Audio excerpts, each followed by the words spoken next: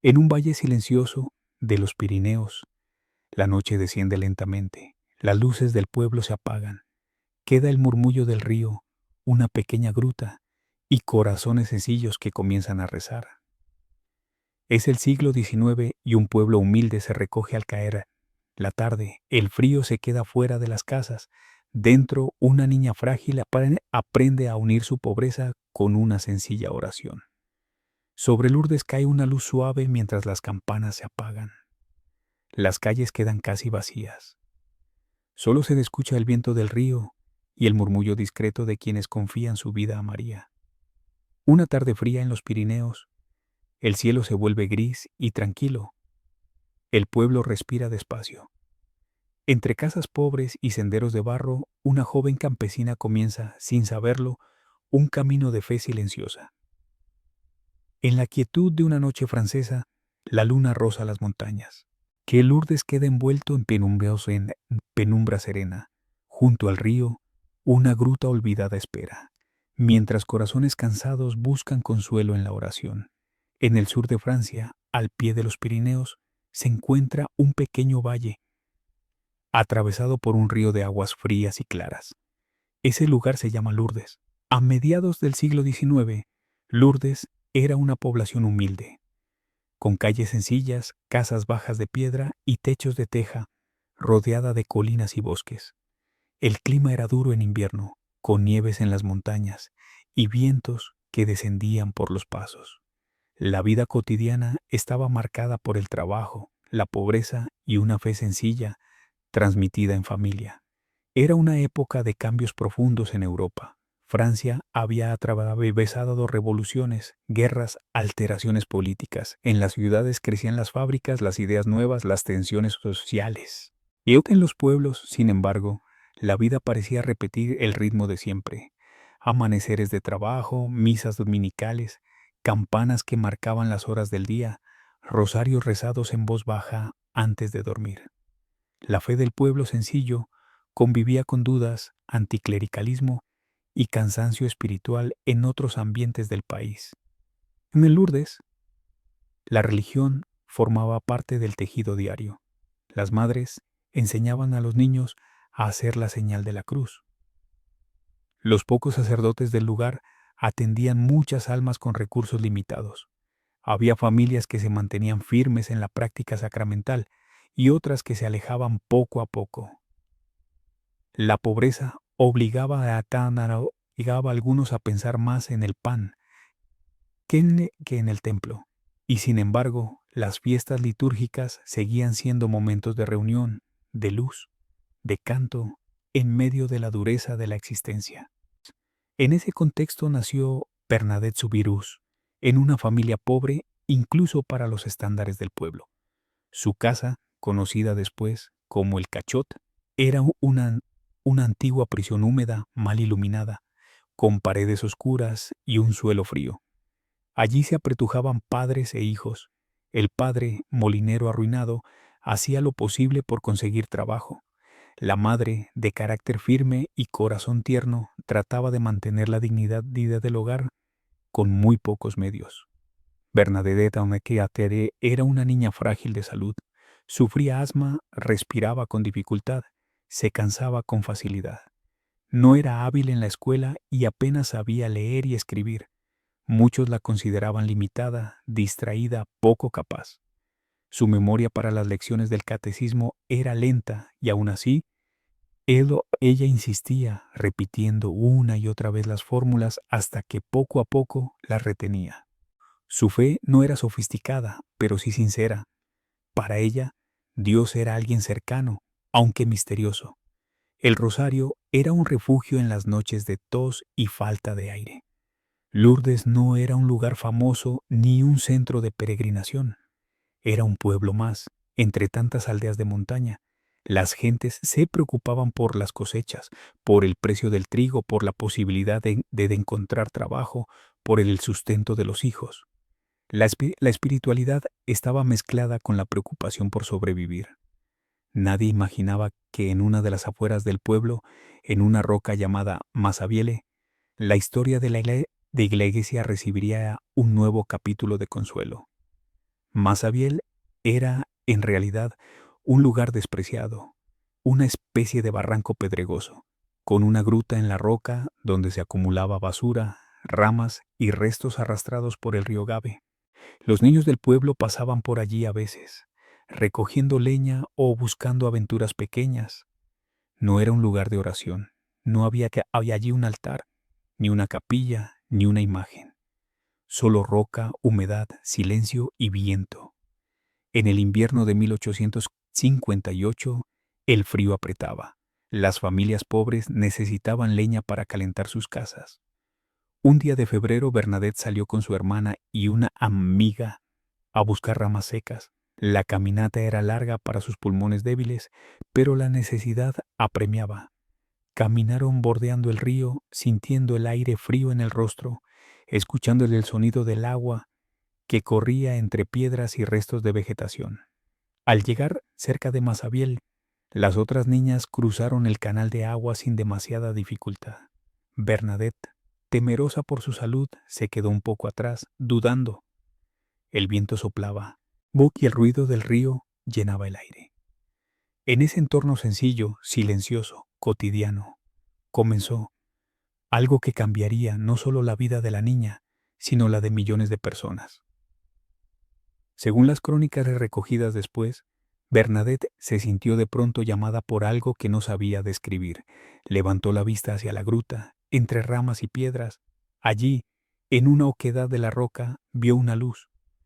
No era un relámpago ni el reflejo del sol, porque el día era frío y gris. Dentro de aquella luz, la niña distinguió la figura de una señora joven, vestida de blanco, con un cinturón azul y un rosario en las manos. La mirada de la aparente aparición no era dura ni amenazante. Era una mirada serena, profunda, llena de una ternura que la niña no sabía explicar con palabras. Bernadette se frotó los ojos, sorprendida. Pensó que podía ser una ilusión, un reflejo o un engaño de su imaginación. Pero la figura seguía allí, inmóvil y viva al mismo tiempo. La joven campesina sacó su propio rosario temblando. Intentó hacer la señal de la cruz, pero no pudo mover la mano hasta que la señora lo hizo primero, lentamente, con una majestad al mismo tiempo humilde. Entonces Bernadette sintió que la fuerza le volvía y pudo persignarse. Empezó a rezar el rosario, cuenta a cuenta, mientras la presencia luminosa deslizaba silenciosamente las cuentas entre sus dedos, sin pronunciar palabra. Las otras niñas, lejos, no vieron nada. Solo veían a Bernadette de rodillas frente a la gruta, en una actitud que les pareció extraña. Al regresar al pueblo, la niña guardó un silencio pesado.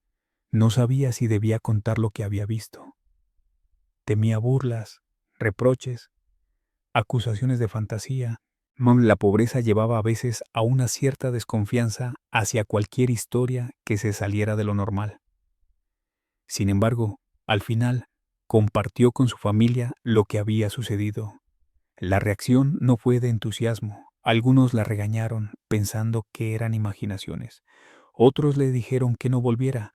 El ambiente en la casa era tenso. Había deudas, enfermedad, preocupaciones. Una visión en una gruta no parecía una prioridad. Aún así, el recuerdo de la presencia luminosa seguía en el corazón de la niña, como una paz suave que no se disipaba. A los pocos días, movida por un impulso interior, Bernadette volvió a Masabielle. Encontró de nuevo la roca, la gruta, el mismo olor a humedad y a vegetación. Y de nuevo, según su testimonio, la señora se hizo visible, con la misma expresión de ternura, con el mismo silencio lleno de significado. La niña se sintió menos asustada y más atraída. Rezó otra vez el rosario. El tiempo pareció detenerse. No hubo discursos largos ni gestos teatrales. Solo la presencia, la luz y el recogimiento.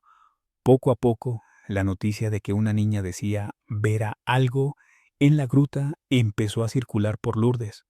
Los vecinos comentaban en voz baja, con mezcla de curiosidad, escepticismo y temor. Algunos pensaban que eran fantasías infantiles. Otros se preguntaban si podía ser un engaño del enemigo espiritual. Otros, más sencillos, intuían que quizás Dios estaba visitando aquel rincón olvidado. Con el paso de las apariciones, la señora empezó a dirigirse a Bernadette con pocas palabras, sobrias pero cargadas de contenido. En una de las veces, la niña recibió una frase que quedaría grabada en la memoria de muchos. Se le dijo que no se le prometía hacerlas así, que le prometía hacerla feliz en este mundo, sino en el otro. No era una promesa de éxito terrenal, ni de curación inmediata, ni de abundancia material. Era una invitación a mirar más allá de las asperezas presentes, hacia una esperanza que no se ve, pero sostiene. En otra ocasión se le pidió a Bernadette que bebiera de un manantial y se lavara en él. El problema era que en la gruta tal manantial no era visible. Solo había tierra, piedras, algo de barro. La niña, obediente, empezó a escarbar con las manos en el suelo húmedo. Sus gestos torpes despertaron incomprensión entre quienes observaban. Algunos la juzgaron, la vieron mancharse el rostro y las manos, beber de un agua turbia que apenas brotaba, y pensaron que era un espectáculo ridículo. Sin embargo, poco a poco, el agua empezó a fluir con más fuerza de aquel punto. Primero fue un hilo, luego un pequeño curso. Con el tiempo, se convirtió en una fuente. El pueblo, que necesitaba signos materiales, se vio confrontado con esa realidad tangible. Allí donde no había nada, ahora corría un agua clara. Hubo quienes se acercaron por curiosidad. Otros, con fe sencilla, comenzaron a beber, a lavar sus heridas, a mojar pañuelos para llevarlos a enfermos. La iglesia local, prudente por naturaleza, no se apresuró a dar un juicio. El párroco, los sacerdotes, el obispo, escuchaban los relatos con cautela. La historia de la iglesia conocía falsos místicos, engaños, ilusiones. Había que examinarlo todo con calma. Se entrevistó a Bernadette, se analizaron sus palabras, su vida, su carácter. Los interrogatorios no fueron fáciles para una niña de salud frágil y pocos estudios. Sin embargo, su simplicidad, su coherencia, la ausencia de búsqueda de beneficios personales fueron llamando la atención. En uno de los encuentros, la señora reveló su nombre. Bernadette transmitió que aquella presencia había pronunciado una expresión que ella misma apenas entendía. Yo soy la Inmaculada Concepción. La niña apenas comprendía el alcance teológico de esas palabras, definidas como dogma por la Iglesia pocos años antes. Sin saber explicarlo, repitió la frase como pudo, sin adornos. Para los teólogos y el clero, aquel detalle resultó significativo. Ni la formación ni la cultura de la vidente permitían suponer que inventara una fórmula tan precisa. Mientras tanto, los peregrinos empezaron a llegar, primero de los pueblos cercanos, luego de regiones más lejanas. Venían atraídos por las noticias que corrían de boca en boca. Una niña, una señora luminosa, una fuente de agua. No todos buscaban milagros espectaculares, muchos buscaban consuelo. Traían consigo dolores físicos, enfermedades, pero también penas interiores, duelos, angustias, culpas. Se acercaban a la gruta con pasos lentos, algunos apoyados en bastones, otros llevados en camillas, otros simplemente llevando en el corazón una súplica silenciosa. La fuente de Masabiel Namu se convirtió en un lugar de oración constante. Se rezaban rosarios, se cantaban himnos, se encendían velas. Los sacerdotes comenzaron a organizar procesiones, a confesar durante largas horas, a celebrar la misa con multitudes. Una religiosidad intensa, pero ordenada, se fue estableciendo. El obispo, tras un largo proceso de discernimiento, acabó reconociendo oficialmente la autenticidad de las apariciones. La Iglesia, con prudencia y serenidad, acogía así lo que consideraba una intervención particular de la gracia en aquel rincón de los Pirineos. Mientras todo esto sucedía alrededor, la vida de Bernadette seguía marcada por la fragilidad. Su salud no mejoró milagrosamente. Continuó padeciendo dolores, fatiga, dificultades respiratorias. No se convirtió en una figura buscadora de honores, Por el contrario, Cobubelia huyó de la fama. Se sintió incómoda con la curiosidad excesiva, con las visitas que solo querían ver a la vidente. En su interior, parecía comprender que el centro no era que fuera Setiato, no era ella, sino aquella que le había visto y el mensaje que traía, la llamada a la conversión, a la oración, a la confianza en Dios. Con el tiempo, Bernadette ingresó en una comunidad religiosa en Nevers, pues allí llevó una vida escondida, dedicada a tareas humildes, a la oración silenciosa y a la aceptación de la enfermedad. Sus compañeras de comunidad la veían sufrir en silencio, sin queja estridente. A veces recordaba a Lourdes, pero no se entretenía en contar una y otra vez los detalles de las apariciones. Veía aquello como una gracia que había pasado a través de ella para otros, no como un motivo de orgullo personal. Los años en el convento estuvieron marcados por visitas médicas, tratamientos limitados, largas jornadas de dolor físico. Bernadette no recibió promesas de curación, aceptó ir caminando hacia la muerte con una mirada puesta en la vida eterna. Cuando finalmente llegó su hora, lo hizo como tantos santos discretos, sin grandes ruidos, sin espectáculos, pero dejando detrás de sí una estela de paz, de humildad y de entrega. Ves en Lourdes, entre tanto, la gruta de Masabiel seguía recibiendo peregrinos. Se construyeron capillas y con el tiempo una basílica majestuosa. Las noches se llenaron de procesiones de antorchas, en las que miles de personas caminaban rezando el rosario, cantando plegarias marianas, elevando sus voces en la penumbra iluminada por pequeñas llamas. El río seguía corriendo, las montañas seguían en su sitio, pero el sentido espiritual del lugar se había transformado. Llegaban enfermos en trenes especiales, en autobuses adaptados, en caravanas organizadas.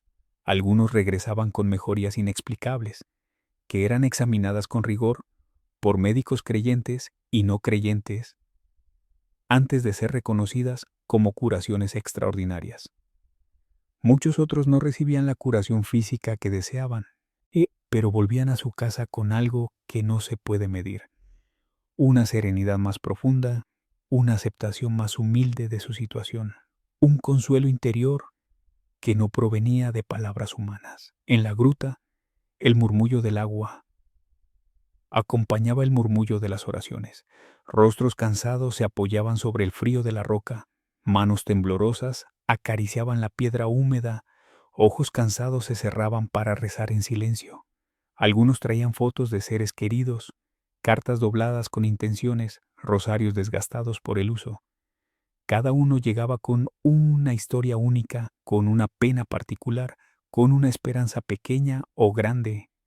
La imagen de María en Lourdes se fue consolidando como la de una madre que se inclina sobre el sufrimiento humano, no como una figura lejana y majestuosa, sino como una presencia cercana, sencilla, que elige un pueblo humilde, vale una niña pobre y enferma, una roca despreciada, un hilo de agua escondido, para manifestar el amor de Dios de un modo discreto y profundo.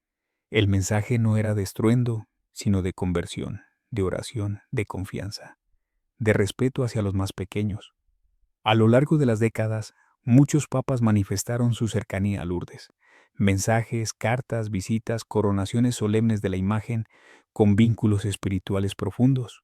Se promulgaron oraciones oficiales, se organizaron peregrinaciones diocesanas, nacionales, internacionales, y sin embargo, el núcleo del lugar permanecía sencillo: una gruta, una fuente, una imagen de María, el eco de unas palabras dirigidas a una niña que apenas sabía leer. De noche, cuando las luces de la ciudad se apagan poco a poco y el frío de la montaña desciende sobre el valle, todo Lourdes adquiere una calma especial. Se puede imaginar a un peregrino solitario, quizás un enfermo que no logra dormir, saliendo con discreción hacia la explanada silenciosa. Llega hasta la gruta, ya sin la multitud del día, y se sienta en un banco, mirando la roca. El murmullo del agua continúa. Algunas velas todavía arden, consumiéndose lentamente en el gran candelabro de hierro. Ese peregrino, quien quiera que sea, lleva en el corazón un peso que quizá no se ve desde fuera. Puede ser un dolor físico constante, una noticia reciente de enfermedad grave, una ruptura familiar, una culpa antigua, una sensación de soledad. Ante la gruta no hay discursos académicos ni argumentos complicados, solo el recuerdo de que, en ese mismo lugar, una madre habló con una niña y le pidió oración y penitencia por los pecadores. Le recordó la realidad del otro mundo, más definitivo que las dificultades presentes. La presencia espiritual de María en Lourdes se percibe para muchos como un consuelo para el corazón cansado. Personas que llegan con el alma dispersa encuentran allí un punto de recogimiento. Algunas se reconcilian con Dios después de años lejos de los sacramentos. Otras descubren la fe por primera vez, al ver la fe de los demás, al contemplar las procesiones de enfermos, al escuchar los cantos en la noche. La fragilidad humana, expuesta sin máscaras en sillas de ruedas, camillas y vendajes, se convierte en un espejo que invita a la compasión, a la fraternidad, a la plegaria humilde. Los voluntarios que ayudan en Lourdes viven, día tras día, una escuela de servicio silencioso. Empujan sillas, acompañan a enfermos a los baños, escuchan historias, que sostienen manos, ofrecen una sonrisa en medio del cansancio. Muchos de ellos llegan buscando dar algo y vuelven a casa habiendo recibido más de lo que imaginaban. Una mirada de gratitud, una paz interior, una comprensión más profunda de la dignidad de cada persona sufriente. El santuario se ha convertido con el tiempo en un lugar donde no se niega el dolor, pero tampoco se lo absolutiza. Se mira la enfermedad de frente, se reconoce el límite. Él conoce el límite, se llora lo que se pierde. Al mismo tiempo, se abre un espacio para la esperanza, la posibilidad de una curación inesperada. Sí, pero sobre todo, la certeza de que nadie sufre solo, de que la Madre de Jesús y la comunidad de la Iglesia acompañan cada cruz. En el silencio de la basílica subterránea, cuando la multitud se recoge para la misa de los enfermos, se percibe esa mezcla de fragilidad y esperanza. Hay respiradores, aparatos médicos, sillas alineadas en filas largas. Hay rostros marcados por el dolor y otros iluminados por una alegría serena. Cuando se eleva la hostia, muchos miran en silencio, uniendo sus sufrimientos a la ofrenda de Cristo. Lourdes se convierte así en un altar extendido, donde el misterio de la cruz y de la resurrección se hace cercano a quienes viven la experiencia del límite.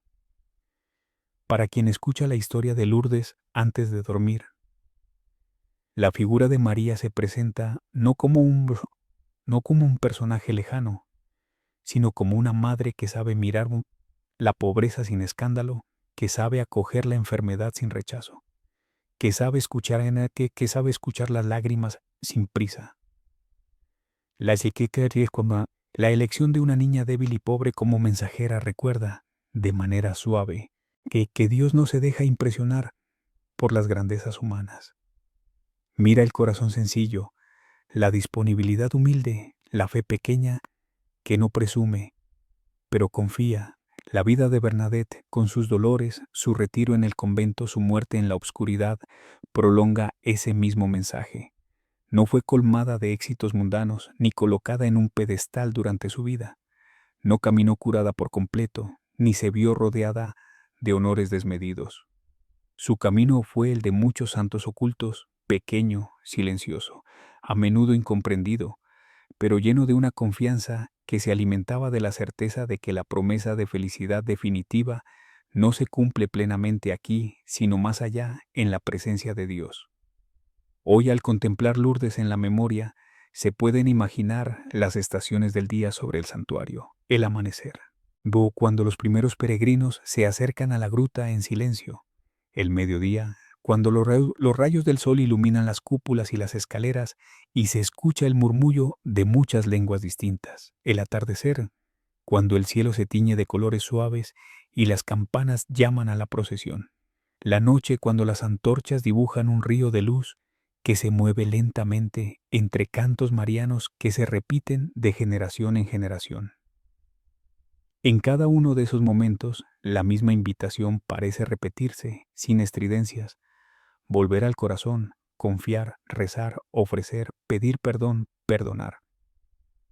El agua que brota de la fuente recuerda a las aguas del bautismo, en las que la vida cristiana comenzó para tantos.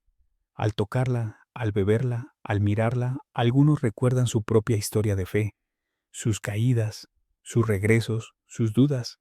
María, en Lourdes, aparece así como consuelo para el corazón, no porque elimine todas las penas, sino porque las acoge y las lleva hacia Dios.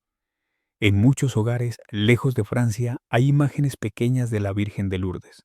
Algunas están en una mesita de noche, junto a un rosario y un libro de oraciones. Otras presiden un rincón sencillo con una vela. Cuando alguien se arrodilla ante esa imagen al final de la jornada, quizá derrotado por el cansancio, por los problemas, por la enfermedad, participa misteriosamente de la misma corriente de oración que recorre el santuario. Lourdes se extiende así a cada casa donde María es invocada con confianza. No se trata de una devoción que aparta del mundo, sino de una presencia que ayuda a vivirlo con paciencia. Un enfermo que ha ido a Lourdes puede regresar sin curarse físicamente, pero con una fuerza nueva para aceptar tratamientos, para soportar dolores, para mirar al futuro sin desesperación. Un familiar que acompaña a un ser querido puede aprender allí a sostener, a escuchar, a ofrecer. Un joven que llega con el corazón inquieto puede descubrir el valor del silencio, de la confesión, de la Eucaristía. En el fondo, la historia de Lourdes no se limita a unos acontecimientos del siglo XIX, fijados en el pasado. Es una historia que sigue escribiéndose cada día en la vida de quienes, de una manera u otra, se dejan tocar por la ternura de Dios manifestada a través de María. La gruta, la fuente, las procesiones, las basílicas, los hospitales de peregrinos, los voluntarios, los enfermos, los sacerdotes, los cantos y los silencios forman un tejido vivo de fe y humanidad.